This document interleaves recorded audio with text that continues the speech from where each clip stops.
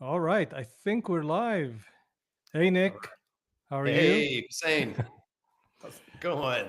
We've been It's good. chatting. We've been chatting for a few minutes before we went live. Thank you very much for being here. I'm really excited to learn about all the great stuff that you're doing. Um, and welcome everyone to episode 3 of the Lost and Found podcast um, by Streetlight. I always mistake this Starlight. I want to say there's a song with me and my daughter. I always say Starlight. Um, so the Streetlight is my newsletter. I'm Hussein Hallak, your host, and today it's the first time we ever have a guest. Nick reached out to me. We're friends on LinkedIn. We like each other's posts. Yeah. We enjoy each other's kind of digital company, I would say, which is something that is amazing. He has a very unique style, very unique voice, and a very unique stand as well. So I thought, let's have a conversation. Let's meet as if this is the public, cafe. We're meeting in a public cafe with all of you. So, but in this case, you can kind of eavesdrop on the conversation. So, Nick, how are you today? I'm great. Thank you, Hussein. I tell you, I'm a little disappointed that I wasn't in episode one. So I guess episode three. So I'm in early. So that's good. I'm not And sure I was even in episode 1. so yeah, it's good to see you. And like you Thank you. said, we're friends on social media, and I've been following you on LinkedIn and your Substack or whatever that thing's called, um, where you put the newsletters. And I just really resonate with a lot of your heart speak, the things that you put out there, or just seem Thank to you, be and I so appreciate that. spot on. And uh, specifically the one you did a week or two ago, the one about the perma crisis, I just thought Mm. that's when I knew. I said, I want to get to know this human better. This is somebody that really gets it. So I'm grateful that we're sharing space now in this. And like we talked before you started recording, these moments of connection are what's really important. We as humans, it's hardwired in our DNA. It's back here in our brainstem. We crave connection, and we're drowning in this. This thing, ding ding ding ding ding. Okay, this is not connection. This is connectivity, right? And so we don't want to Mm. confuse connectivity with connection, true, authentic connection. We've chatted long enough to know that we've proved that we're not AI, that we're not I avatars. know you were telling me that. I was like, that's an interesting thought because that's not the first thing that I would think about, but it is true Yeah, right well, now that's that that's where we're going, right? So you're how do like, you oh, know? How do you know the other person on the other side is not AI?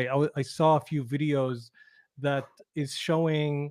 Uh, this is a very interesting kind of theme, which is an HR person meeting someone and they ask, say, share your screen, and mhm. they want to see if if there is any other app on your screen. I was like, that's interesting. Are they doing a developer interview? They want to see what's on screen, and apparently, what they want is they want to see that there's no Chat GPT that is giving you the answers to to the to the interview. Yeah, So, it's an open and of book course, test.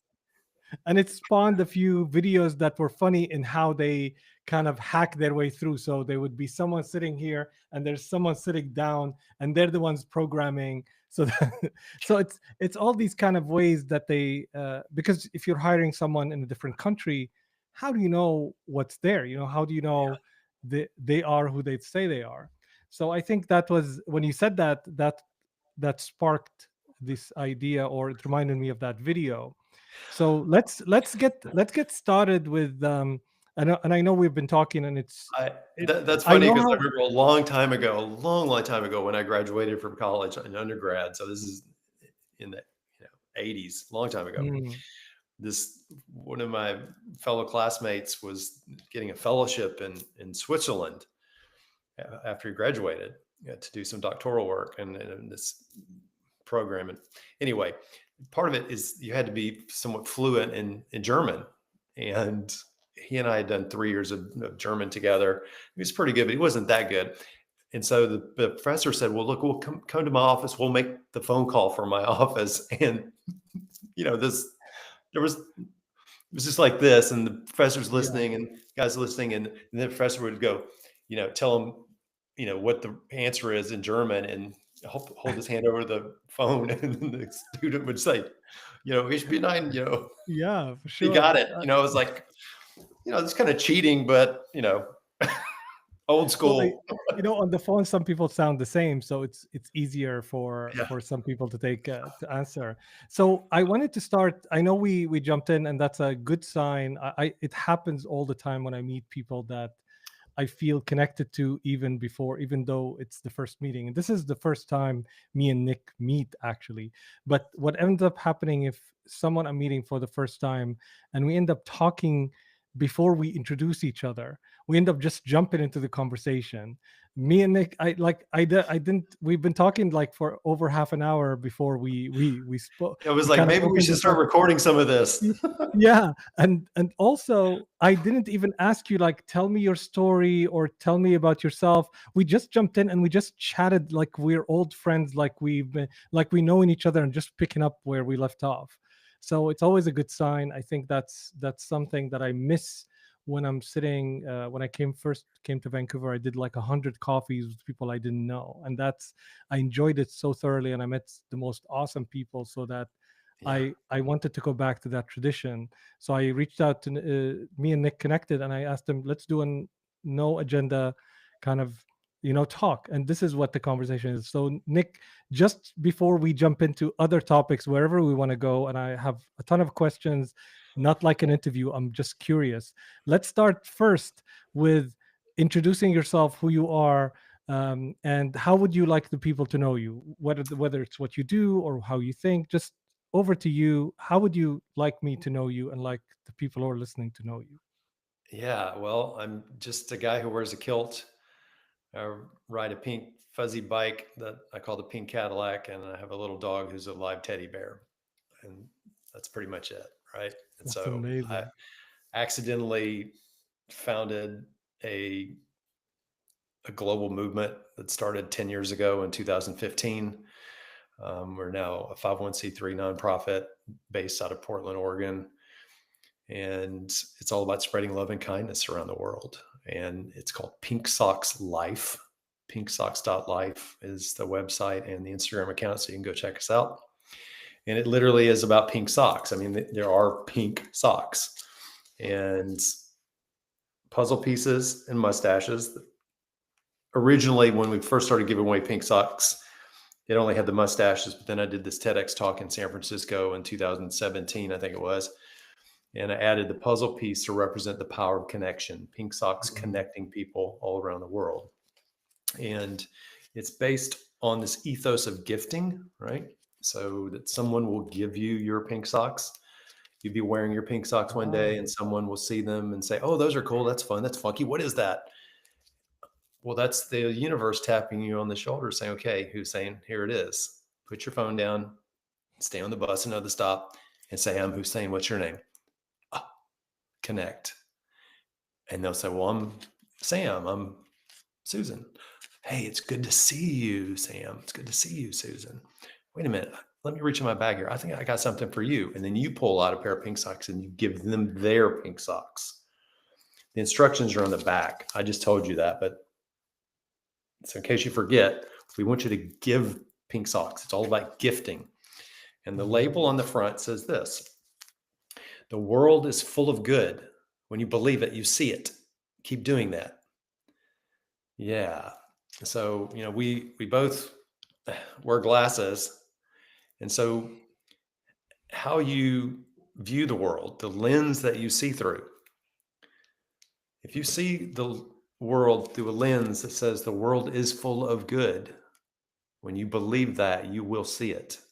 You got to keep doing that. There's so much good all around us, Hussein. Every day and every now, so much good.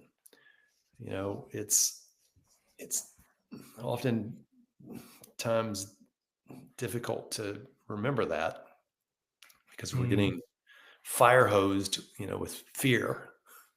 Fear, fear, fear, fear. Ugh.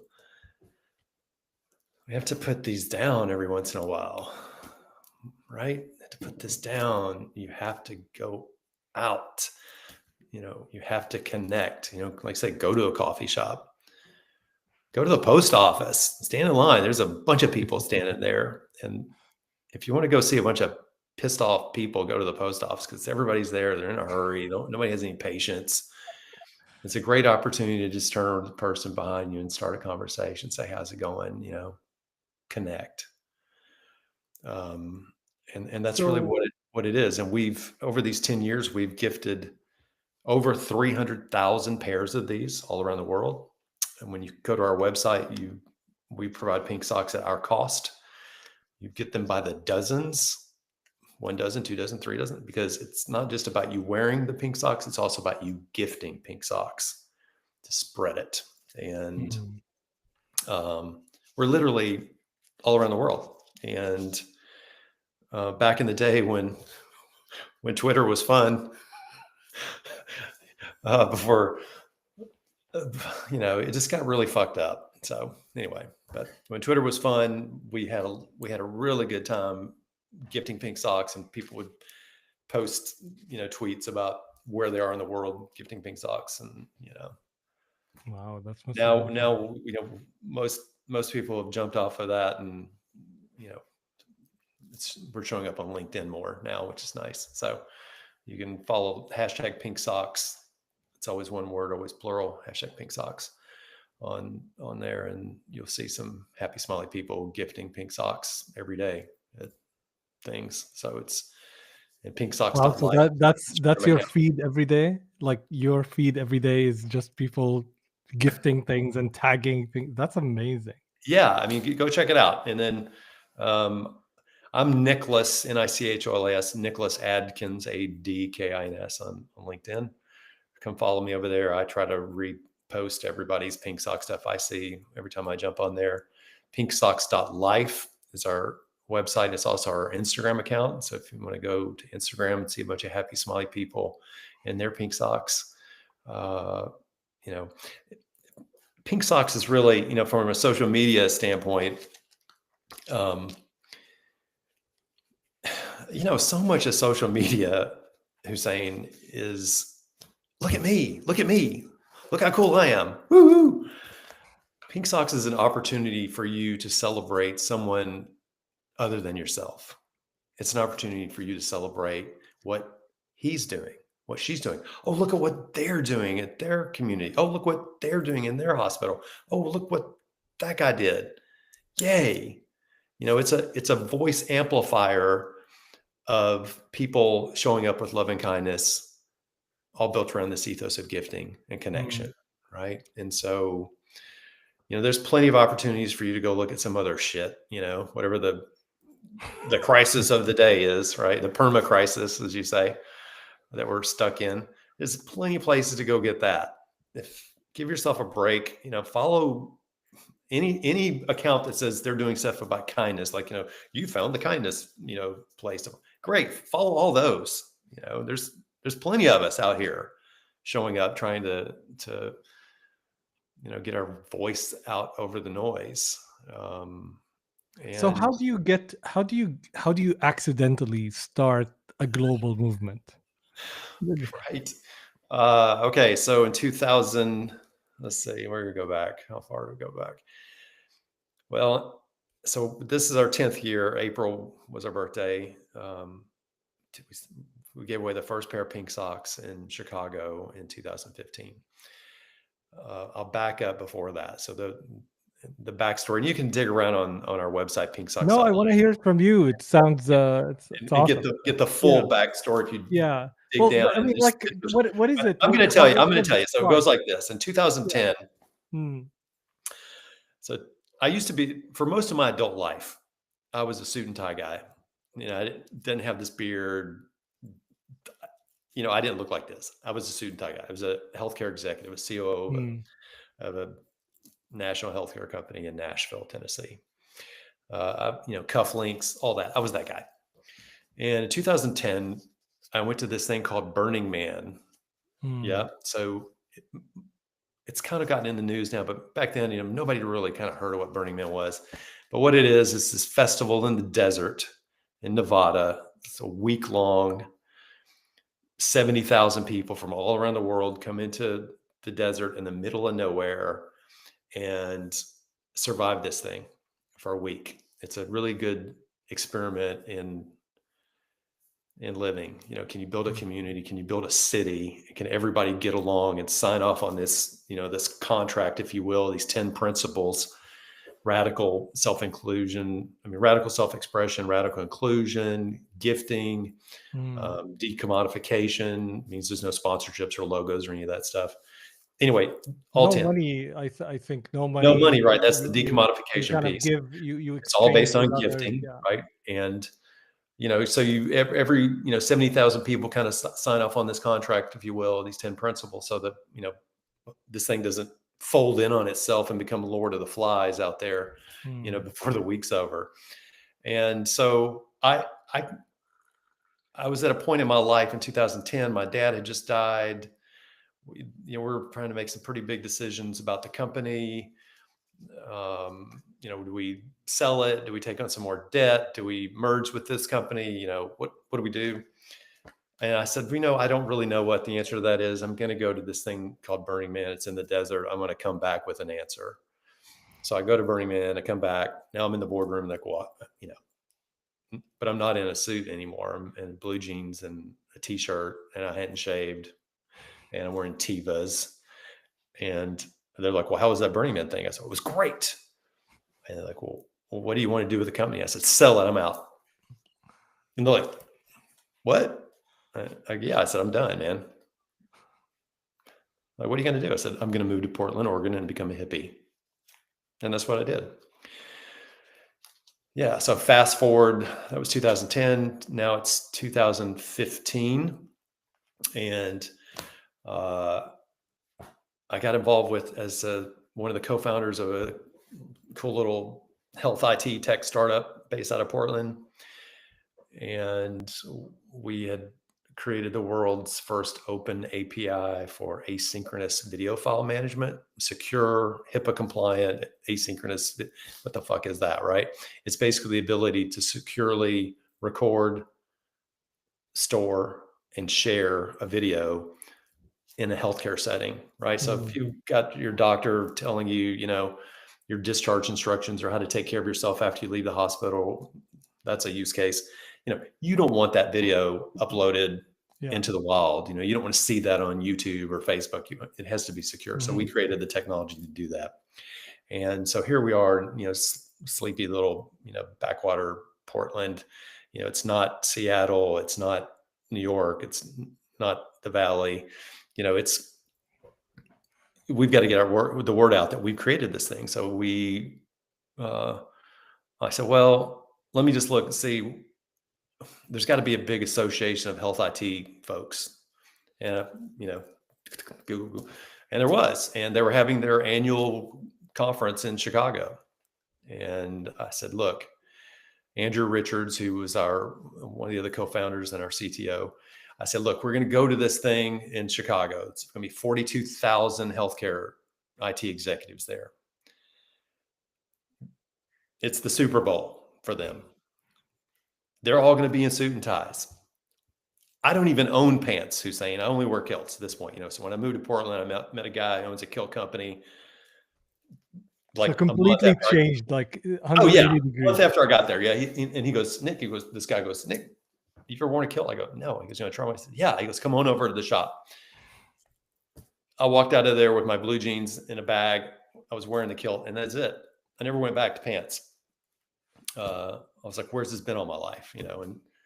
And day one, what I discovered from wearing a kilt is you got to wear fun socks because everybody sees your socks. So I went and bought all the fun, crazy, funky socks I could find, T-Rexes, unicorns, cupcakes, rainbows, you name it.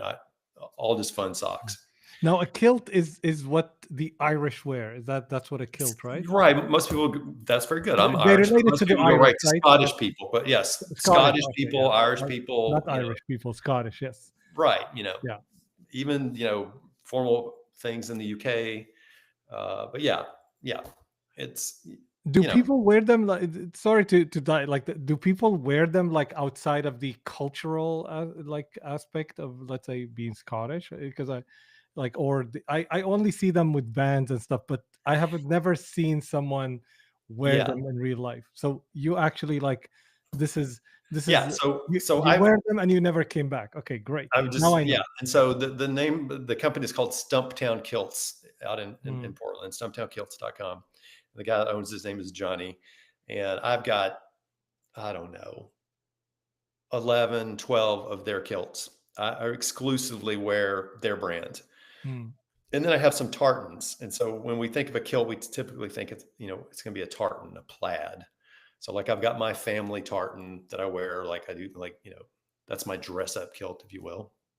It's like if I'm going to a formal event or a wedding, a funeral, something like that, I'll typically wear the tartan. But for everyday wear, I wear these Stumptown kilts. And like my go-to, and this, let's see, can you see this one? yes. Look, it's camo. Ah, okay, nice. Right. See, camo. And so, and I've got 4 of these in this pattern. I've got 2 other patterns that are camo. Mm. But yeah, it's a dress, right? So, to answer your question, do people wear them outside? Yeah, I mean, I do. No, I'm saying like outside of cultural setting because I come from in Syria. We wear abayas or like yeah, I think it's called abaya. Like they call it for the ladies abaya, but for the man it has a different. We call them thobe, which means literally in Arabic dress.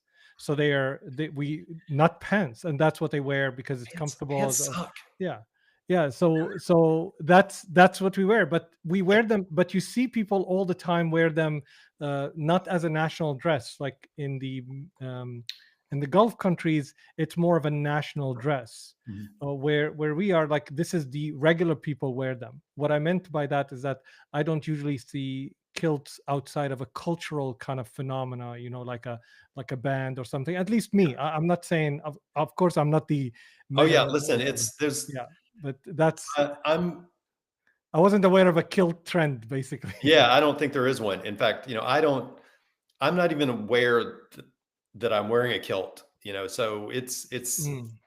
and it didn't take but a few days to get to that point, so but I have got people that you know that maybe they're new to hanging around me and we're walking through, a hotel in Vegas or New York or somewhere, and they're like, "Oh, are you okay?" I'm like, "What?" And they're like, they're uncomfortable, because I'm in the kilt.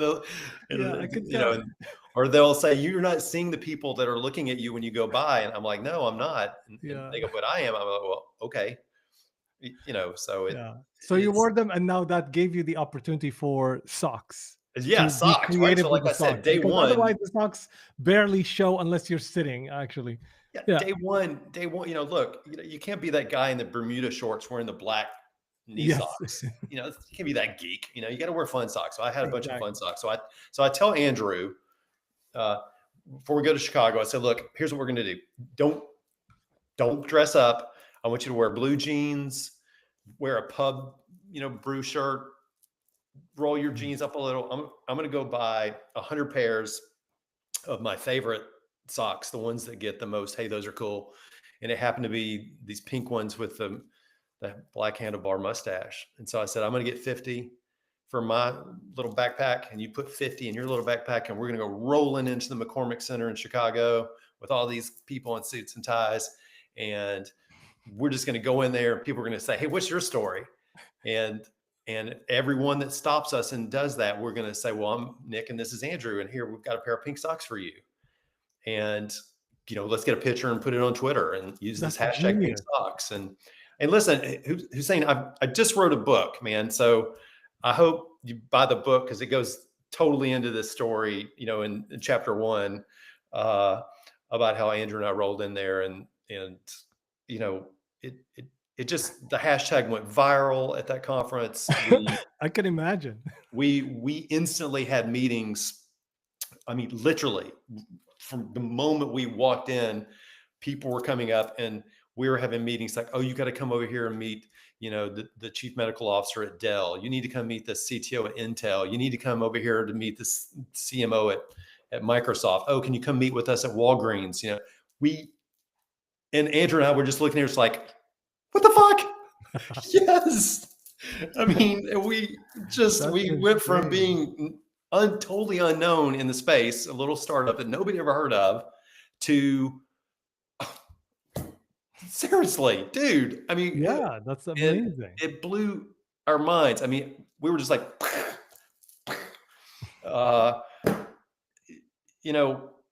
in retrospect, I kind of joke, we probably should have taken business cards, but we took the pink This is socks and it even really better. worked. You're the pink socks guys. Yeah, man. And so we had so much fun with that. And what it really did was, of course, there's the people that walk by us, rolling their eyes, like somebody call security and get these bums out of here. Those people would walk by and roll their eyes. Well, guess what? Hey, thank you. You're not the kind of people we want to work with. Immediate thanks, filter. Thanks Definitely. for showing your hand. Immediate filter. Immediate, right? So, there was this, okay, you're a douchebag. Thank you. We don't want to work with you. But the people that, gravitated toward us, and, the connections were made. Those were people that still are, still are connections today. And so we did that conference. We had a ton of fun. We're now, on the radar of everybody in the space that we want to be in. And we continue to go to conferences that year, and we continue to gift pink socks, and it kept growing. And like, oh, people, we have some pink socks? Well, of course you can have some pink socks. And and more on Twitter, more fun. And so a year cycle went by, and now it was time to go back to that same big conference. And that next year it was going to be in, I think it was in Orlando. It's either Orlando or Vegas. They always do the circuit, Chicago, Orlando, Vegas, and repeat. I think it was Orlando. And so I told Andrew, I'm literally sitting on my sofa, and he's like, well, what are we taking, to Orlando? And I go, we're not taking pink socks. I said, look, we had fun with that. It was great. We did it for a year, but we got to do something else. We can't repeat it. It's like Elvis Presley, right? Like Elvis, there's young Elvis, and then there's that old, fat Elvis. And so I wanted pink socks to go out as young Elvis, not as old Elvis. Okay. And literally I'm saying this to him, and all of a sudden somebody sends me a DM on Twitter and says, hey, Nick, did you just send pink socks to somebody in the Netherlands? I went, no. Why? And they go look. So I look, what? There was a guy in the Netherlands that had sourced pink socks on his own and was gifting them in the Netherlands to help drive awareness for the work that he was doing with Alzheimer's and dementia care. And I just went, and Hussein, almost immediately, another person sends me a DM. Hey, Nick, did you just send some pink sock to somebody in Wales? There was a guy in Wales that was sourcing pink socks and was gifting them in Wales to drive awareness for the work that they're doing with ataxia, which is a rare disease. It's at that moment we knew that pink socks had become a thing. It had gone organic, that people were doing this on their own to help celebrate and drive awareness for the work they were doing. And I said to Andrew, get a bigger bag. We're taking more than 100. And that's what we did, man. And so that's how it started. And it's just never really slowed up. And so we kept doing that through the years. And then 2017, I got invited to do a TEDx talk in San Francisco at the Herbst Theater. And the TED people, they said, look, how this works is you're here now. After this, it's going to go. And that's what happened. And I got invited to start doing talks all around the world about pink socks. And, and it was funny when the TED people called, they said, hey, we'd like for you to come do talk in San Francisco. And I said, on what? Like telemedicine, because that was kind of the big Yeah, that application was for what you our, did. Yeah. our software was in telemedicine. I go, on telemedicine? And they go, she said, no, we want you to come talk about the pink socks movement. And that's the first time I'd ever heard it referred to as a movement. And Mm. I even told her, I said, what? I said, no, it's not a movement. It's just a bunch of people You having didn't even fun, believe basically it. on Twitter, gifting each other these pink Oh socks. I my said, if it's God. not a movement, she goes, I said, I'm totally come talk about telemedicine. She says, no, it's a movement. And that's why we've called you. And we want you to come tell your story on the TED stage because your story is worth sharing. And I was like, oh, okay. And so that's how, we did it. And like I say, in 2017, we added the puzzle piece to represent the power of connection.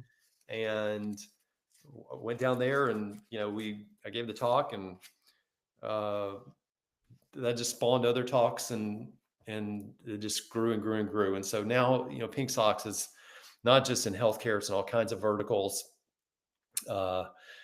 We, I guess it was 2019, we got involved with schools in the US. That's we could do a whole 2 hours talking about that, but there was, and this is also in the book. Uh, 2019, yeah, there was a school teacher in El Paso, Texas. Her name is Zelene Blancas, Miss Blancas.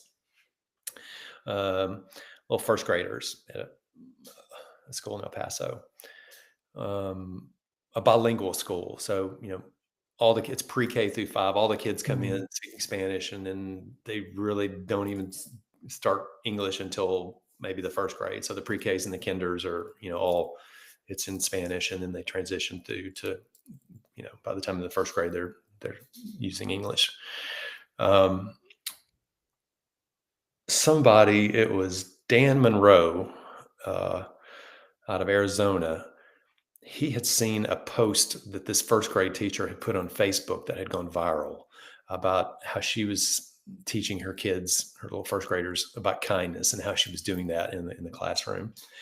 And he shared that with me, and I was like, oh my goodness. And then another Pink Socks person in Pittsburgh, Larry Joya, reached out to Miss Blancas and said, hey, I'm going to send you some pink socks. I saw your Facebook post, and I'd love to gift you some pink socks. So she got pink socks. And that's when I really was like, oh, now they both have sent it to me. I'm watching it. I'm like, well, that's adorable.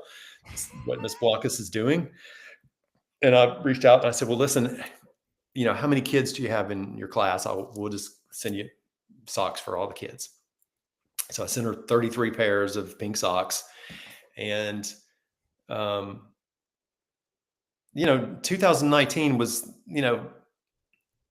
the level of shit was way less, but it was still, there was a lot of shit going out, just like, oh God. So having positive stories and seeing things to celebrate was great, just like it is now. So, we're even happier to see happy stuff now. But in 2019, we were so grateful to see these little first graders in their pink socks. And Miss Blancas was a prolific social media poster. I mean, Facebook, Twitter, she was great.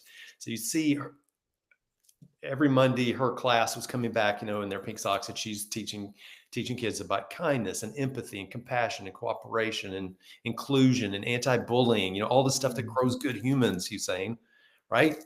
And it was, we're just like, yes, oh, so good. And when school came back, I said to Miss Blancas, when the kids came back after the summer break, and now they're second graders, I said, how about this? Why don't you get with the second grade teacher that they're moving up into, and I'll send enough pink socks for your new first graders, and your second graders who already have their pink socks, they can come in and gift your new first graders their pink socks. And we'll just have fun with that. And it was adorable, right? And so that's what we saw. We're all like this, our hearts are exploding. Oh man, it's just beautiful. And oh fuck, Hussein. Then there was a shooting at a Walmart in El Paso, mass shooting, bunch of people got killed. And that Walmart was really close to the school. And it's like where all the families that go to that school, they shop there. So everybody knew somebody. There was 0 degrees of separation from the tragedy. And like, it was in their community right there. And so we went from up here happy to down here sad just in an instant. And I thought, man, what do we do to help these teachers teaching kids about kindness? The world is full of good. And then something like that happens right there. In their neighborhood, it happens. So I reached out to Ms. Blancas. I said, hey, can you put me in touch with the principal? She put me in touch with the principal.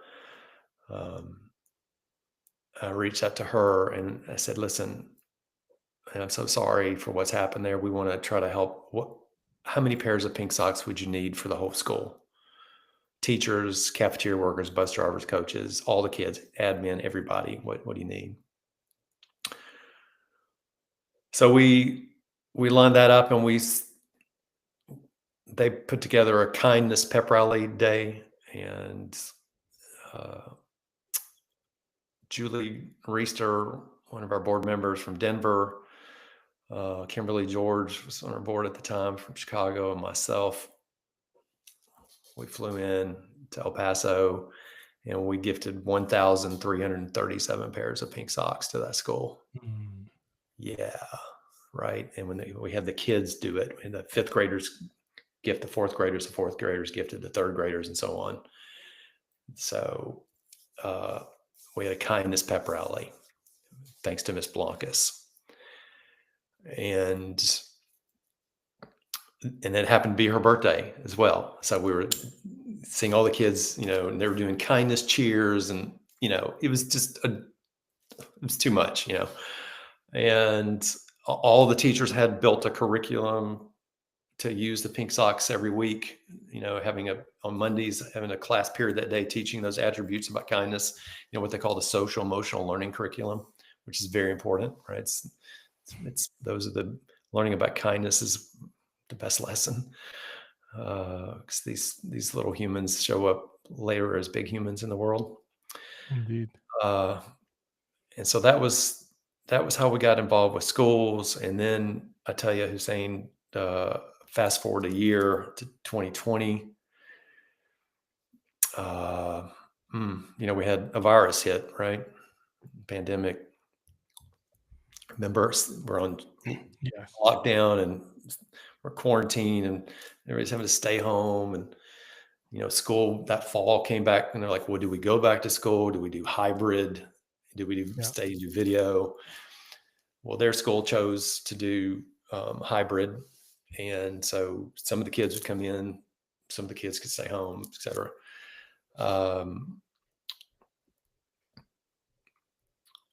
Our first grade teacher, Miss Blancas, got COVID. And so when in 2019, we're at the Kindness Pep Rally, singing a happy birthday to her. And the year later, in 2020, she's in the ICU in El Paso. She's having her 35th birthday in the ICU. And Miss Blancas would spend 11 weeks in the ICU. And on December the 28th of 2020, she died in the hospital.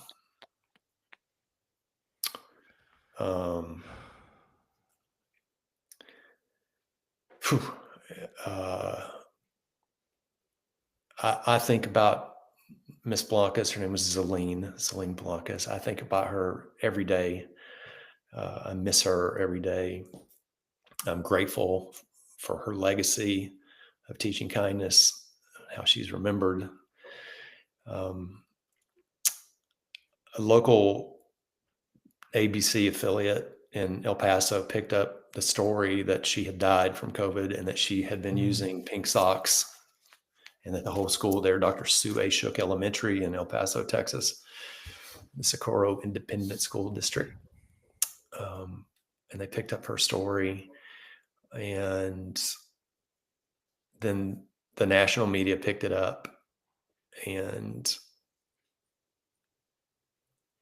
before the end of January, less than a month later, we had 20 schools from all around the country reach out to us and say, hey, listen, we want to get pink socks at our school to continue the legacy of Miss Blancas. We want to teach our kids kindness, and we want to use those pink socks. How do we get them? And so, where it, to this point, it was, and it still is, all about gifting and having fun. We looked at each other, at the board meeting and said, what do you do with this? And I said, we go all in on this. I mean, I just said, here's the chips. We push them all in on helping these schools, all in. If these schools want pink socks, we're going to get them pink socks. And that's what we did. And 34 schools in 9 different states all around the country, pre-K through high schoolers, using pink socks to help teach kids to be kind, to love themselves, love each other. That it's all about cooperation, not competition. That we're all part of this one beautiful thing, that's, man, the country right now is so fractured, so divided, so polarized, the us versus them.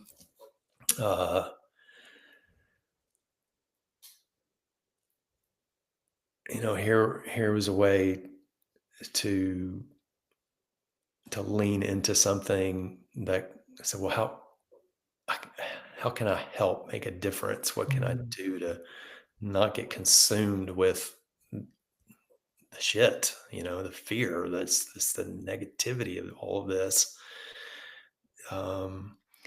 And so the schools and the teachers was a great thing to put energy into. And, we, as a 501c3 nonprofit, we rely on donations, through philanthropy, corporate friends, grants. A lot of that grant money, proposals you have to send in to get grants.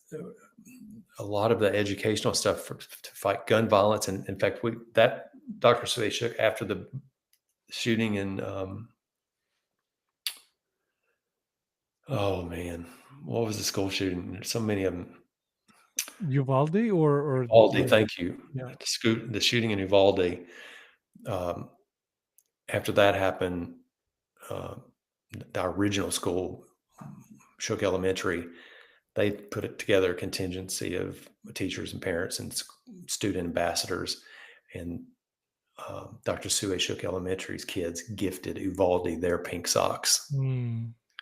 Yeah, so they drove over to Uvalde and gifted those kids pink socks. I think it's such a. But let me just finish. This is the part that folds into the stuff that you're, trying to help every day. Is unfortunately, after this election cycle, those grant proposals, a lot of the money that went for like children's mental health and gun violence, those were grants that came through either the NIH, the National Institutes of Health, or the Department of Education. So that's where we had the majority of our grant requests going into. Those got gutted. And so I've been having to, tell school principals and individual teachers, I'm sorry, we don't have the money for your pink socks. And, so we've reverted to just, instead of gifting a whole school, we just gift an individual teacher, whether it's a first grade teacher or a second grade teacher, kindergarten teacher, just to keep it going, until, and that's really the reason I wrote the book. I need to try to find some revenue stream to offset the loss of potential grant money, so that we can keep gifting pink socks. And I tell you, being a business guy, This is my first time to do a nonprofit. When you go out and you raise money as a startup, or you're asking for capital, or go to see these VC folks. Look, it doesn't hurt your feelings when they tell you no. You just go to the next one. Okay, great. I'm on Sand Hill Road. I'm seeing everybody today. Boom, great. I'm going to be in Boston next week. Boom. You just go, you pitch, you show your thing. Yeah, it's just part of the process. Right. It's like hockey, or soccer. Yeah. Shots on goal. You just got to take the shot.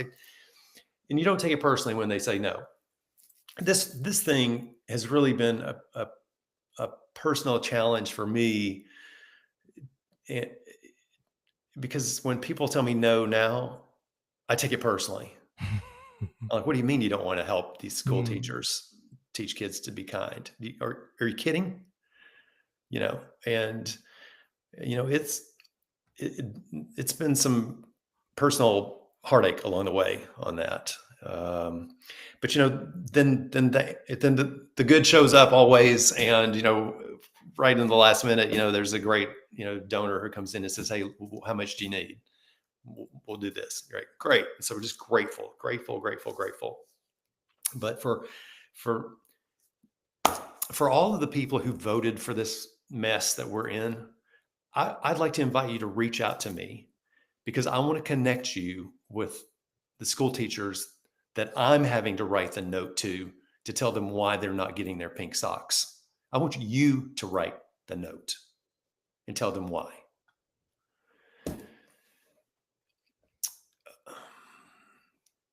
Yeah. So that's where we are, Hussein. And, we cannot always control governments and politics. That's obvious at this point. But what we can control is how we show up, one person at a time, one smile at a time, one pair of pink socks at a time. Yeah. How we show up in line at the post office, line at the grocery store, on the bus, on the train, on the plane. One person at a time, how we show up with kindness and love, respect. Yeah. That's how we change this. That's how we change the world. Okay. Is by just being nice. Yeah. And, it's this time of you and I sharing space together, just getting to know each other. Well, we've already we knew each other because we've been following each other's posts. Yeah. And so we're like, great, this is somebody I really want to connect with, and have a deeper connection. And, so the invitation that I like to put out to people is like, look, if pink socks isn't your thing, okay, find what is your thing. Is it a hat? Is it a funky tie?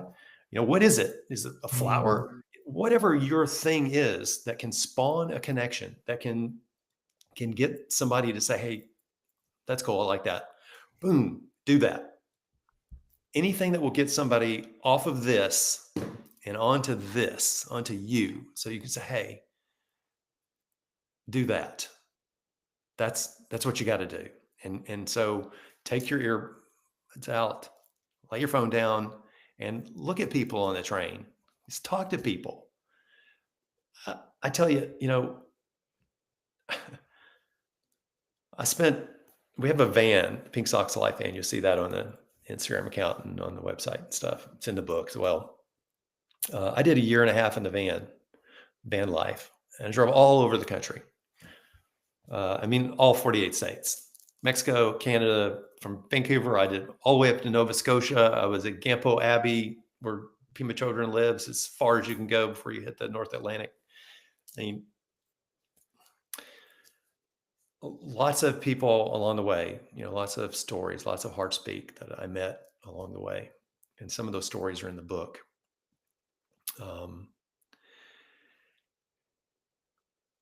I'd be filling up the van, diesel, and without fail, because the van, when you go to the website, it's got this big love more on the sides and the back, and it's got the world is full of good when you believe you see it. People look at across the gas pump, and they'd say, "Hey, what does that mean? What's that Mm. all about?" And And what do I you just look say? at them. I'd look at them, and I'd look back at the van, and I'd look at them again. I said, "Well, what does it mean to you?" And they said, "Well, we need to be kinder to each other." That's exactly what it means. And they say, "Hey, well," and I'd say, "What's your name?" And they said, "Bob." I say, "Hey, Bob, I'm Nick." And they said, "I got something for you." I'd reach in the van, I'd give them some pink socks, and usually a hug. And Hussein, a lot of the time, I mean, a lot of the time, they would say, "Hey, do you got a minute?" "Yeah, I got a minute. I'm doing van life. I got nothing but time," right? And I said, "Well, let's just pull over here, right here, and park under this tree." And I'd get a couple of soccer chairs out, and we'd sit there, and sometimes sit there for an hour, just talking, just getting to know somebody, just connecting. And a lot of times, Hussein, and what you'll find when you start wearing your pink socks, because I'm sending you some, that, um, is people, when they say, "Hey, I like those," great. Don't just say thank you and keep going. You got to stop. You have to stop and say, "Hey, I'm Hussein. What's your name?" And then hopefully you got your bag with you, and you're going to give them that person that says, "Hey, do you have a minute?" Yeah, you have to say yes. You have to say yes. Mm. Um, because you're about to hear some heart speak, some authentic stuff that this person needs to share with you. You have got to hold space with this. You're about to get a full on dose of humanity. You're about to Your empathy level is about to go through your hat. Okay. And you will hear, they're rarely happy stories. They're usually stories of loss. They're stories of, my wife just died from cancer, or I just got a cancer diagnosis. My daughter's in rehab. My son just OD'd. On and on and on. I was thinking about killing myself today. Listen, everyone that we go past on the street or sit by on the bus, every single one of us has got a hurting heart. Everyone wants a hug. Everyone needs a hug. Everyone feels so lonely. And a lot of it's because of this fucking thing, you know, this illusion of, social media, that these are my friends. No, they're not. People are starving for authentic connection. And, the invitation is, man, have every single one, every opportunity that comes by, don't miss that. You've got to stop and say, yeah, yeah, it's good to see you. I've got a minute. Absolutely. I can be late to that next thing. That's how we change the world. That's how we do this. One person at a time. So I'm grateful that we're doing it right now. Yeah. So Well, I think it's very interesting when you're saying, first of all, incredible story, and thanks for sharing that. Um, Not just because the story itself is incredible. I want to be clear. Thank you very much for this offering of yourself and your journey. Um, we we go through different things in life and we don't know where it can lead. This is what I'm getting from what you said, in the sense that I love it when you said you accidentally started a movement, because what you did is, in the moment, this is the thing that you chose to do and you chose to pursue, and that led to the other and that led to the other. You didn't start with, that's, I think, the difference between the idea of, I want to build this yeah, grand yeah, thing where I just want to, help this person or add value here. And sometimes it leads for, it took you what, 5 6 years before you said, I'm all in. And it sometimes takes that, and I think it's a wonderful story of how one thing leads to the other, and how when you connect to your humanity, when you connect to what it really means to you, whatever that thing that you're doing. I think there is that the connection that we're missing, and I don't know what you think about this. The connection that we're missing with others is the same connection we're missing with ourselves. How can Yes. I connect with someone else if I'm not connecting with me? So I get it that you rage at the phone. I just want to like add to that. I think it's what it steals from us. Yeah.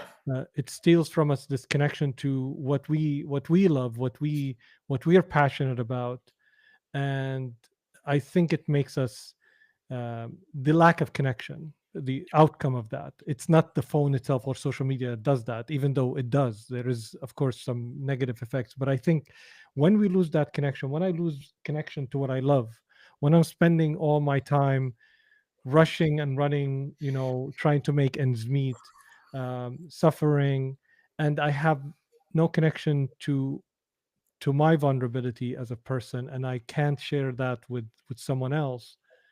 I think we lose something, and the more we are distant from that, the harder we become.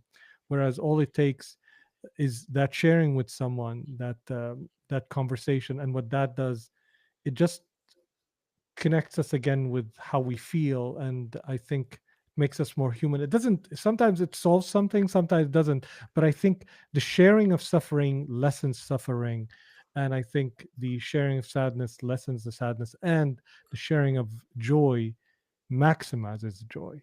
So what have you seen? I mean, you connected with others.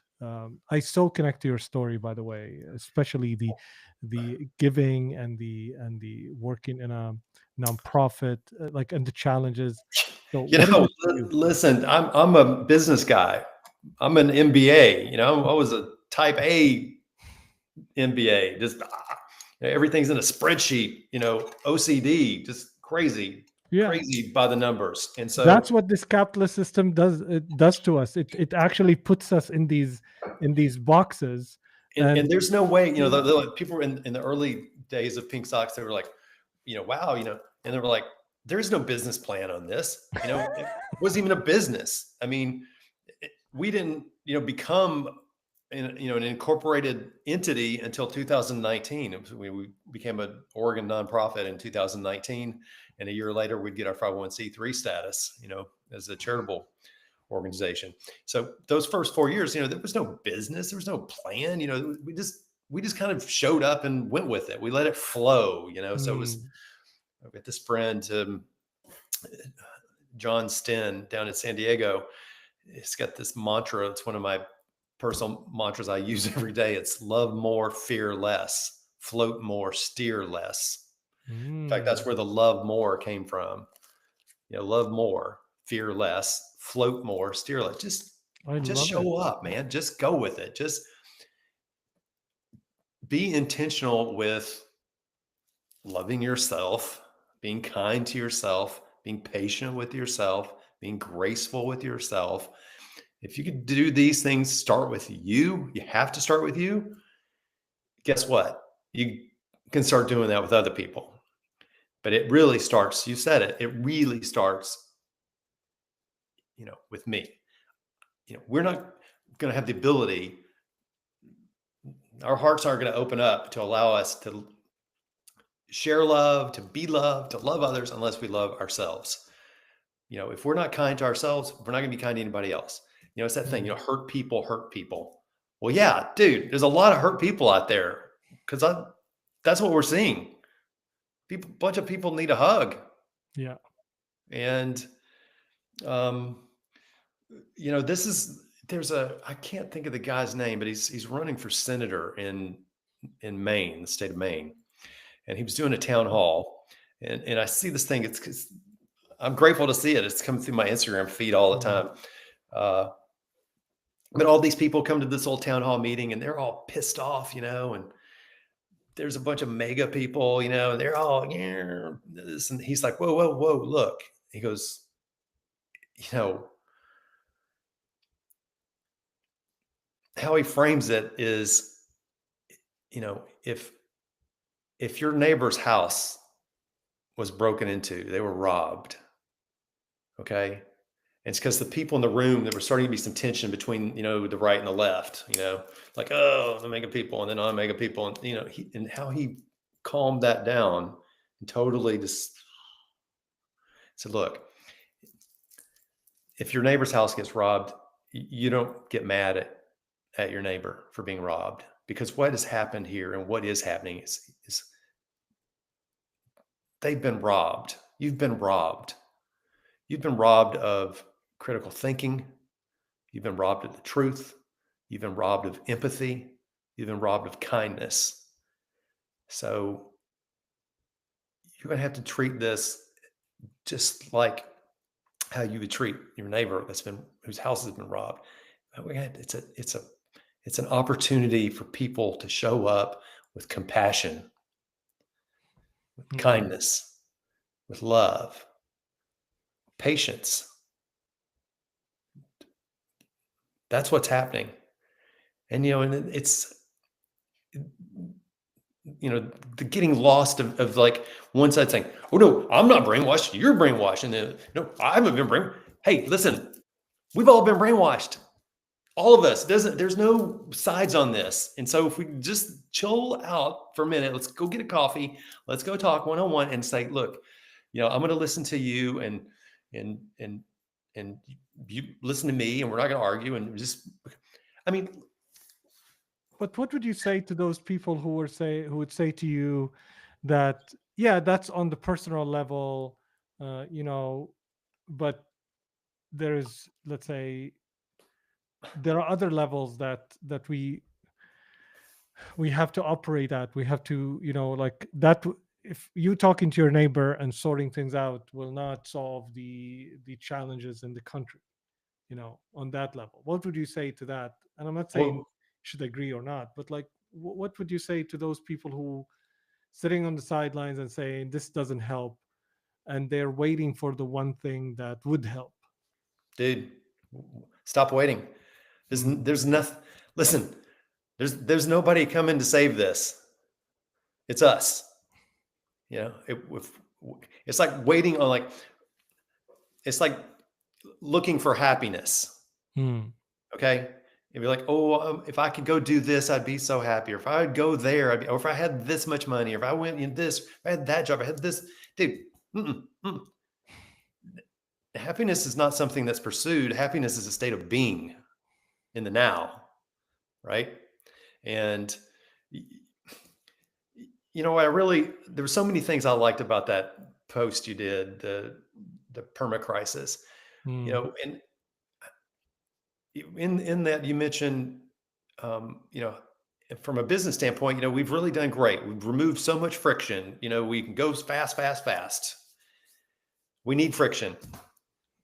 We've got to slow down. Speed, these things and technology and people responding, behind the screen, I can say, mean things and not have any repercussions because I'm not really, we're not face to face doing There's that. no People consequences. being ugly,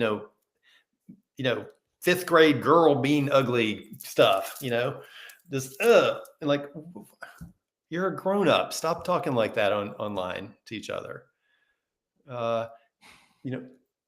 Slow down, put some friction in it, and, go for a walk. Take your shoes and socks off and put your feet out there on the grass or in the sand or on the rocks and just ground yourself. Just get back into your body, you gotta cut this off for a minute. It's too much noise. Your limbic system is being bombarded. You're, too much dopamine. You've got to get back in here. Do some breath work. Do whatever you've got to do to just catch a breath. And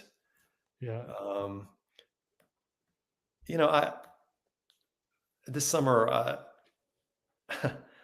don't want to get too personal of detail, but I was going down to see the Grateful Dead and Co., which the Grateful Dead.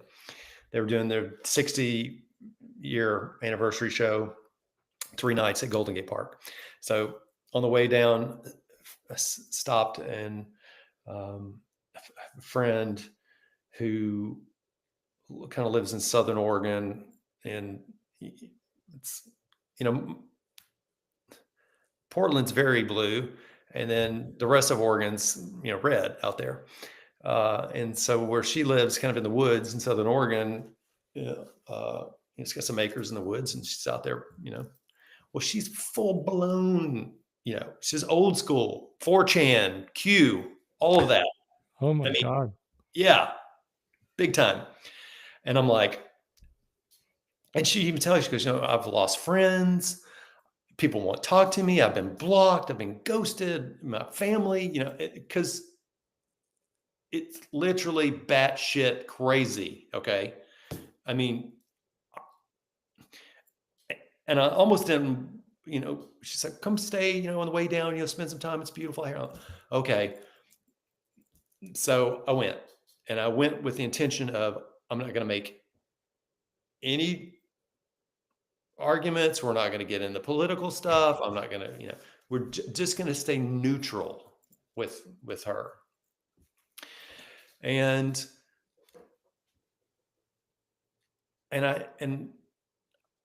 whatever the first thing, she went right into it. And I just said, listen, I'm 180 degrees the other way philosophy, this philosophy here that you've got going on. I'm way over there. And she goes, I know. I said, so look, but I just want you to know that I love you and I respect you. And I just want you to be able to give yourself permission someday, if new information becomes available to you, right? I want you to give yourself the permission to maybe change your mind. I'm not going to try to change it. I just want to ask you, if at some point in the future information becomes available, that would you just at least allow yourself to change? And she said, yeah. And so I ended up saying a second night, because I thought it was like, oh man, I'm gonna have to get out of here first thing in the morning. I can't take it. No, I said, I'm gonna purposely stay here another night and spend all day here. And she just talked and we talked, and we never argued. And never, raised any energy level. It was all just this.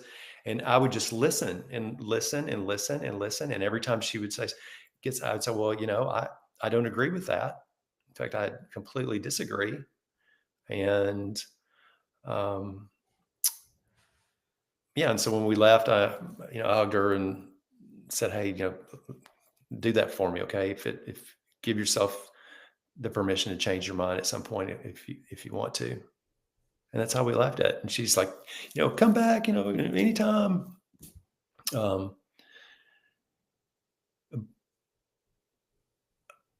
But yeah, there's some serious indoctrination stuff that's been going on for a long time. And, it's very targeted things that are happening. I mean, I was just watching something on Instagram right before you and I connected, and it was a woman doing a great commentary on this AI video that, he's flying the jet, dumping a poop pump. That's that's not just propaganda. It's, it's indoctrination. It's aimed at teenage boys. This is weaponized at this point. And it's just,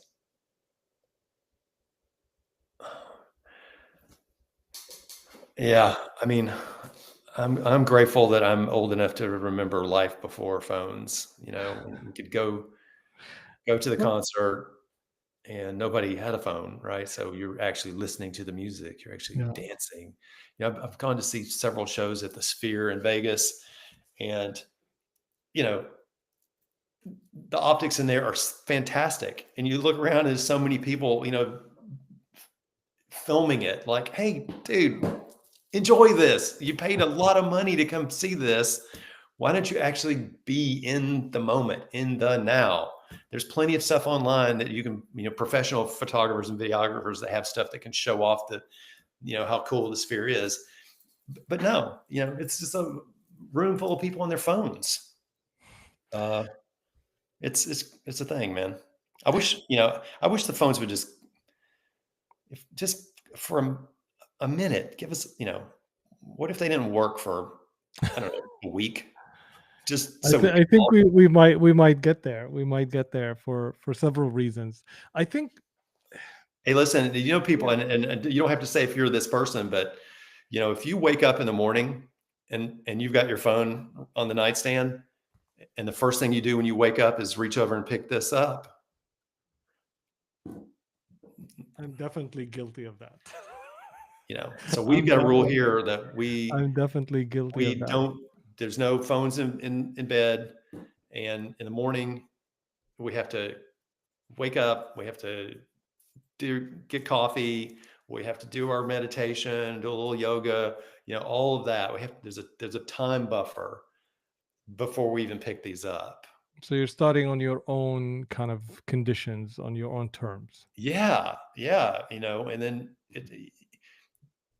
I'm putting my own parental, parameters on how much screen time I can have, but I Yeah, definitely don't, I don't start my day with that thing I or this think thing, the computer, it's all the same. So it's just, I'd you- like I'd like to think that is. I mean, it's easy to, because I talk to my kids, and I try to see what really impacts, their behavior. Is it, and I definitely, not just a believer, but I know for a fact is like some of us are cannot kind of stop this addictive, because it is it's an addiction. engineered towards Yes. that, just like the tobacco industry before engineered the Yeah. cigarette to be more addictive, and just like anything else that is engineered to be addictive, I think they're engineered to do that. And we, depending on our threshold, some of us, I remember, what is the actor's name that is in Friends? Oh um yeah. Luke Perry, uh yeah, so he's the one who he died. yeah, he talked once No, about, not Luke Perry. What was his name? no, Matthew Perry. Matthew Perry. Yeah. Yeah. So he talked once about, his addiction to alcohol, and that, when I listened to him talk about that, it changed my opinion, because before I used to think this idea about self responsibility, like I can stop myself, why can't you? And I think I can relate to the mentality, this, mentality of, well, if I can do it, why can't you? Like, if I can build a company, why can't you? If I can make more money, why can't you? If I can, maintain a home, why can't you? If you're homeless, it's your responsibility. Mm. And that moment changed things for me, because what I heard, he said, he was, I don't know what the setting is, I think it's a night show, and he was saying that after the first glass he doesn't remember anything. Mm. And he said that basically it depends on, because we think of ourselves like, I think you're like me, you have the same capability, and instead of having empathy to know, no, we're different and everybody deals with things differently. We have this idea of ourselves where we are our bodies, and as long as you're able bodied, everything's fine. And we don't understand our biology, we don't understand how things impact us. So maybe I'm subjected to the same material that you're subjected to, but I am more, let's say, susceptible to being addicted to it than you. And that is, I think, what's happening with the phones, with other material, everything else. And unless, what I'm hearing as well is what you're saying, unless we're willing to sit down and listen to people and have a conversation, we will never know. If I'm measuring everything in your life based on what I am able to do, like, I'm able to do this, why can't you? I'm able to stream, why can't you? Like, this is, you hear it all the time. It doesn't, sometimes it's not like that, but in many ways it's like, you have this world that allows you all this opportunity, how come you are not like that? And I think what ended up happening in the latest, this year, if Trump was able to, I think, expose anything, is the complete failure of this system, of the capitalist system. Mhm. And I'm not talking in regards to ideology. I'm talking about how, without rails, it's like, asking people to drive the cars without rules of the road. you know let's just not just remove rules of the road, any signs, any traffic lights, and you know what, you don't even have to get a license, and any car is welcomed, and then let's drive the roads. And I think that is what's happening. It's not that the system itself, every system is flawed, there's no perfect system, but unless we're willing to continuously enhance, and unless we're willing to hold it to account to the safety and the well-being of we as a people, like right now you're saying those grants that were taken away, how many kindness, let's say, initiative could have happened, and who knows how many people could have been impacted on such an incredible level. And it's as simple as, this act of gifting, which I love, by the way, the simple act of gifting, removing those grants, which are like a blip on the radar, instead of, giving all this money away for all kind of things like war, and, the Department of War, or, to Elon Musk, or sending it to Argentina because Mhm. the hedge fund manager really need to save their money. Instead of all these things, you could have, a simple act of kindness could have, changed the generation. Right. Yeah. and I mean, and so that uh, is, I think, like the pinnacle of what we are dealing with right now. yeah. I mean, these are $5. Okay, $5 a pair. The return on investment, the ROI. Say a little second grade girl gets these. She learns about kindness every Monday, all school year. Her and her Mm, classmates, her whole school, coming in wearing their pink socks. But that $5, what she learned that year from her teacher in her school about kindness, empathy, compassion, cooperation, anti-bullying, inclusion, all those good things. Well, I don't know, Hussein. What's the ROI on that $5 across the continuum of that little girl's life as she grows to become a big human? Not just in her life, but in her family's life, mhm. their community, their city, the nation, the world. For that $5, what the ripple effect of the ROI on that is exponential. So, yeah, I mean, you can't even get a Starbucks for $5. I mean, I- it, yeah, it.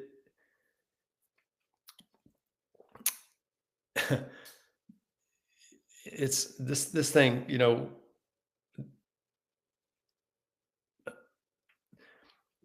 Doge. They compiled a list how they purged a lot of grants was Mm. they put together a list of 273 words, and if documents contained these words or phrases, just nope, nope, nope. And words were like empathy, kindness, social emotional learning. Yeah, gone, gone, gone, gone. Just delete. And it's I struggle every day not to curse these people. Like, I just want these to go out on social media and just expletives. Like, that's all I have. I want to yeah, but say. that's Good where morning. that's where we got to move into this like this guy in Maine's telling us, Yeah, we're not going to get anywhere that way. What the way we're going to advance, you know, humanity and survive is by showing up with compassion yeah. and Working realizing, together. hey, listen, you've been lied to. I've been lied to. Okay. The let's find the truth together, and let's start, well, let's just start with simple things, hey, And people agree. By the way, start this I think conversation. it's very important to remember that people themselves, if you look at, let's say, where the population is right now around the world, Mhm. everybody agrees on generally on empathy, on helping people, on, like, if you look at the biggest demonstration, what people want. The problem is the people in power and the people who are, let's say, what appears in the media and all of that. Yeah, it's bad, and it's, some of It's it is really bad, but it doesn't represent all of us. It doesn't no. represent even a portion of who we are. And I think everybody's getting tired of seeing a reflection that is not our own. Neither our leaders reflect who we are, neither the media reflect who we are. And one of the reasons I started writing on LinkedIn is not because of other social medias didn't exist. Is I was tired of isolating, saying, well, in business you need to be professional and you need to act in a certain way. That's why I love the kilt story and like what you did, because what you did, more important than showing up as a professional, you showed up as who you are and who you were in that moment. And that actually attracted the right kind of people to work with you. And that kind of showing up as the authentic you, as the, not held back by the need to show up in a certain way.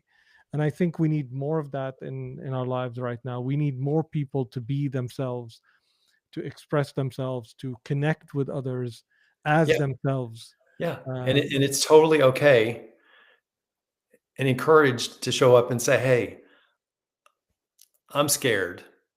I'm afraid. mm, I'm lonely. I'm broke. All the things.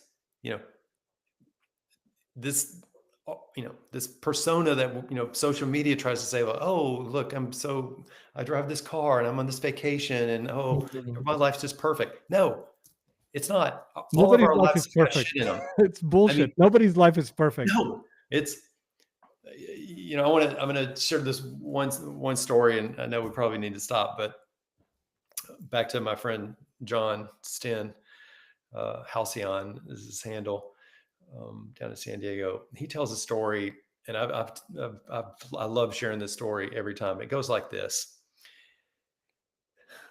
in every now, Hussein, e- every single moment of the day, we have one foot standing in a pile of dog crap. Oh, oh my God! Look at that crap! Oh man, that crap smells.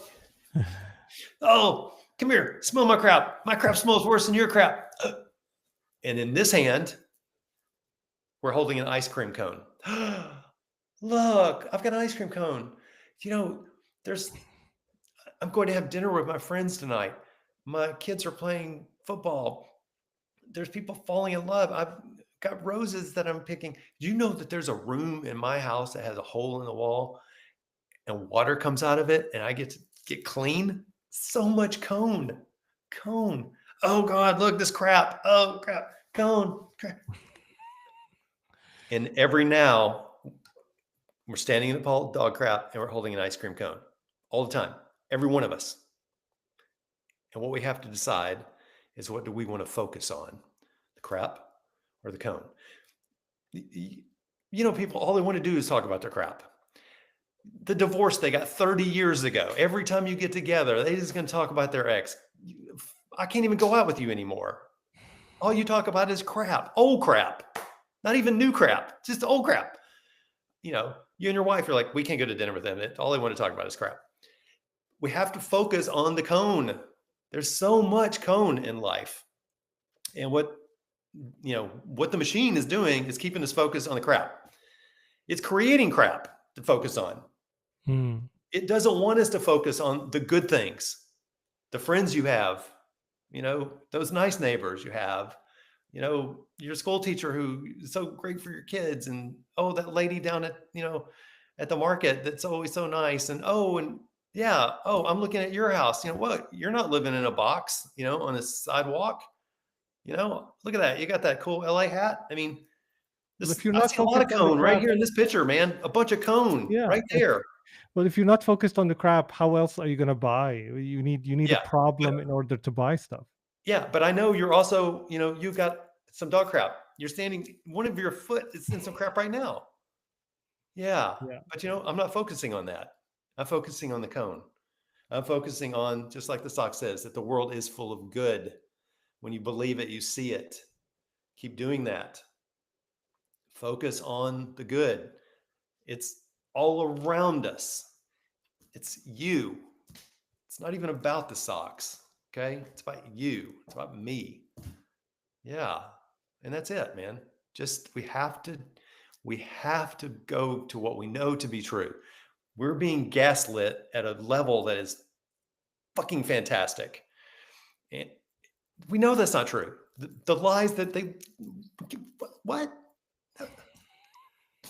I mean, Yeah. when my mother was alive, she would call, and this is back, remember like the Me Too movement and the Black Lives Matter movement, and um, the Wall Street, the 1% movement. Every time, I'd be out there, at the march, and my mom would call me. She lived in the South, and I'm living in Portland, and she'd call me. She goes, "Son, are you okay?" And I'm like, "Yeah, Mom, why?" She goes, "Well, Portland's just burning down." I'm like, "Mom, turn off Fox News. Turn your TV off. I'm fine." Because what she Yeah. was being shown was that, and nothing's changed. And here, Yeah. this ICE bullshit, that building is on a corner. It's one little building down there, and it's Yeah. not. Mom, I'm fine. Everything's fine. Nothing's on fire here. We're good. It's just, oh, it's people got to realize I how, really, how we're being duped. yeah, I really feel that this time that I hate everything they're doing. And I would say that, and when I say they, I mean like the criminal administration, all of the leaders around the world. I actually like, I think Oh yeah, this they're, is bigger than the yeah, yeah, U.S. Yeah, definitely, definitely. somebody way up here is Yeah, pulling no, this no, off. this is a whole, like, this is not new. This is just in shape or form and in speed is changed, but Right. it's not new. Let's not forget 20 years ago, George W. Bush sold everyone on invading Iraq and killed Right. 500,000 people. Yeah. So I would say, but what is different right now is that the world is waking up and is not having it anymore. I truly believe right now that, I That's mean, it. You got and to that's wake why up. I think this is important to have this conversation, to engage, and that's why yeah, Right. And the yeah, early spin on yeah, this is, they got the woke virus. It's a woke virus. Don't wake up.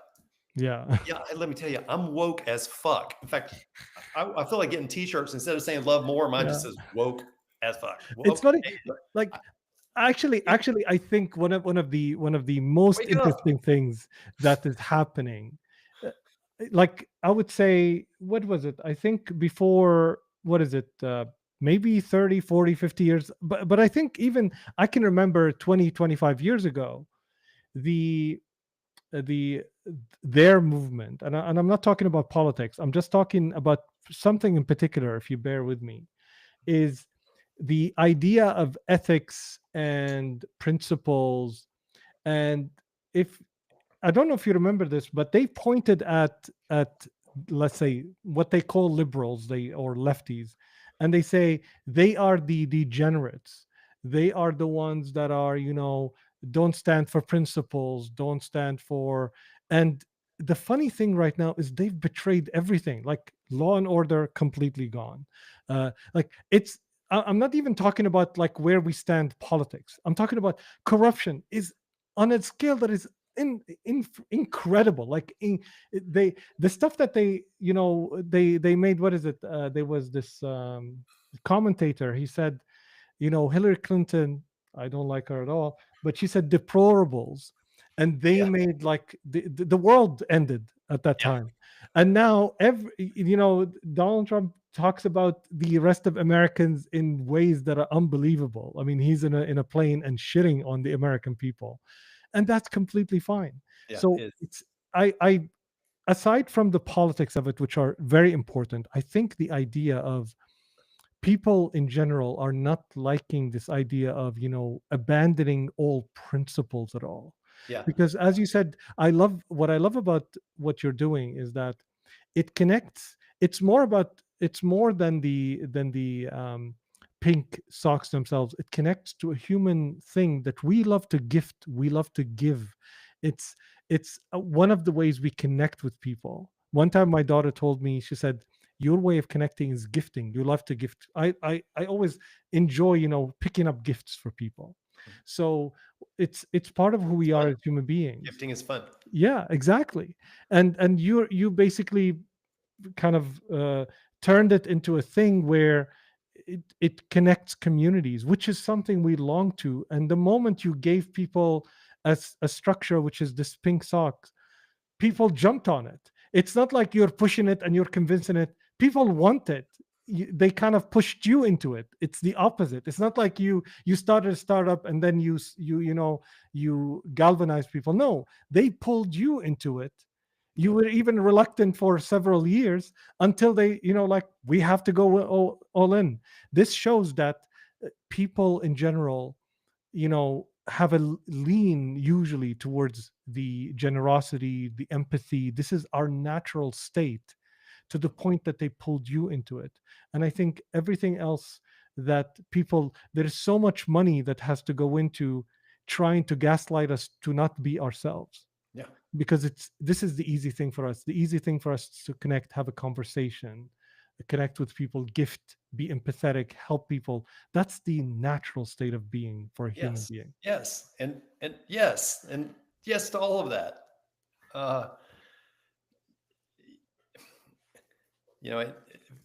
In the early years, I always gave, somebody would say, hey, I like your kilt. I like the pink socks. I like the van. They would always end up getting a pair of pink socks. Now, I don't always have pink socks with me. And I learned, through the years that, hey, I do this every day I'm out, and somebody will say something and I'll say, hey, what's your name? And they'll say, I'm Jeff. Hey, Jeff, listen, I got something for you. Because they've done something that it's been a connection that's been authentic and kind, like, I like your hat, nice beard, whatever it is. I say, hey, I'm Nick. What's your name? They say, I'm Jeff. I say, Jeff, I got something for you. And I hand them the sticker. I said, listen. And as I give them this sticker, I say, hey, Jeff, all we have to do is show up with love and kindness. You're already doing that. So just keep doing it. Deal? Boom, deal. That's it. And you get as much bang for the buck giving away, a 35-cent sticker as a $5 pair of socks. And, the reaction I get from people when they get this, you would think I just gave them $100 bill. But no, it was the stopping and seeing each other. And I always say their name back, right? And I always say these words, it's good to see you. Yeah. And that is the gift. The connection with another person is the gift. Not the token, not the pink socks. This, stopping and saying, hey, Jeff, hey, Hussein, it's good to see you. I mean, and that's how we get through this, right? And it's not going to be arguing back and forth and taking sides and, oh, you're wrong, I'm right. It's just going to be, patient, right? Because more people are going to wake up. I tell you what, man, this tearing down the east wing of the White House, I guarantee you there's a lot of people going, I don't know if this is the right decision. This may not be my guy. People are waking up. They are waking up. And it's just going to be a long game. But you know what? We're going to be patient. We're going to be grateful. We're going to show up with love and kindness. We're not going to let this fire hose of fear and negativity that they're trying to drown us with. We're not going to believe the gaslighting. We're going to stick to what we know to be true, right? That's when, family, friends, close people that, and these connections along the way each day, that's how we just stay strong and become stronger, right? We're all part of this one thing. And I do believe it. I mean, yeah, man, the perma crisis, every day brings its own shit show, right? You're like, it's like reading a crazy book. You're like, oh, what's going to happen in the next page? Oh God, I can't believe that. It just gets weirder the more it goes along. And that's how this has been. And I Oh my think, God. people are reaching a breaking point. And I think this White House thing is a big one. People are just going, okay, enough. I'm out. Yeah, everybody's kind The of jet thing was, that's bullshit. I think a yeah. lot of people went, oh God, that's what our president's doing. No, I think they're fed up. And I think don't give up, right? Like I told you over on LinkedIn, don't lose hope. By the Not, way, I appreciate that about you. I think that went really well. I love it when people who send their solidarity and conversation in private, not even like they're not even commenting or whatever, just send it in private. I really appreciated that, and that showed the kind of person you are. I think that is what we need to see ourselves in, those small acts of kindness, those small connections. I think we see who we really are, who we are to each other, who we are to ourselves. Nick, this has been, I want to sit and talk with you for another hour, but I well, know my we'll do it co-founder another will day. kill me if I don't finish some of the work that I need to do. No, Um, we will do this some other time. You give we yourself a will we little will time. we will sit down definitely like another time. So I want to, You give yourself a little time. Let your beard grow a little longer, so we'll have something to I gauge. do you notice how much I'm scratching this thing? Like it's even small, and I'm like I can't stand it. I wanna shave it. No, So just it goes past a point. I've had this for so long, but I wore a beard like you had for years and years and years, and then when I finally decided to let this grow out, I'd gone to mm, um, I went to Nepal and hooked up with a friend that's from Kathmandu, and then traveled around India for 3 weeks, and I just said, I just let it grow, and when I came back, I was like, what if I just let it keep growing? And that's all this is lazy. People go, oh, I love your beard, it looks great, and I tell it, it's usually some guy that's got a beard, and I go, hey, listen, all this is lazy. You can have I this if you just stop cutting it. I think I'm I don't know if I'm willing to try, because I'm telling you, like the moment I let it go, like I can't. There is a certain length that I have to, like I if I don't remove it, I'll feel like there's something ke- keeping me from breathing. But Yeah. anyway, I Yeah, every definitely, once in a while, I'll have a nightmare. I'll wake up in the morning. yeah. I'll have this nightmare that I've shaved my beard, and the first thing I do when I wake up is I touch my. Okay, it's still there. I think, what I think. I think the one thing that might push me to do that is that if I actually become as wise as I look, because there's something about a beard that is long, especially a white beard, that inspires wisdom. Now, No, this is just old. You got to be yeah, old. yeah. So I that may be something that I will try, but I think Nick, this has been wonderful, and I don't want it to end. I want you to finish. So first of all, I will make a plea on your behalf, which is definitely support Nick in any way possible. You go to LinkedIn, connect with him, see how you can support his work. Yeah, go to I go to love. Pink Socks Life. Pinksocks.life. Okay, Pinksocks.life is the website. Go check us out, and um, what do you want them to do? Let's give them an action. I want you to go in there, and I want you to see what we're doing, and if that speaks to your heart, I want you to donate. There's a donate button on there. We're a Hmm. 501c3. All your donations are tax deductible. We send you a receipt and all the things for your accountant. Um, if you'd like to get involved in a deeper level, I want you to reach out to me. Um, if you want to be, a corporate friend, a sponsor, that's great. You see some of those on the footer of our website. Check out their links. There's a couple that go to videos, really nice. That we like to partner with companies that are doing good things in the world. You got to check out. Got a new book. It's going to tell the Pink Sock story. How a pair of socks became a symbol of love and connection. The release date is November the 4th. We're doing pre-orders now for Kindle, but the hardback and the ebook will be released on the 4th of November, which is voting day. And then we'll have the paperback and the audiobook in the spring. But yeah, we'd love to, all the proceeds from the sale of the book go to the nonprofit. So we're just trying to keep the pink socks flowing, giving away as many as we can. And we're grateful, just grateful for everybody that helps. And, if you're looking for a way to make a difference and, feel good about something, or, even if you just need to clean your karma, if you want to launder your karma, come donate so we can give these schools some pink socks to help these kids. So, yeah, I'm grateful for you, Hussein.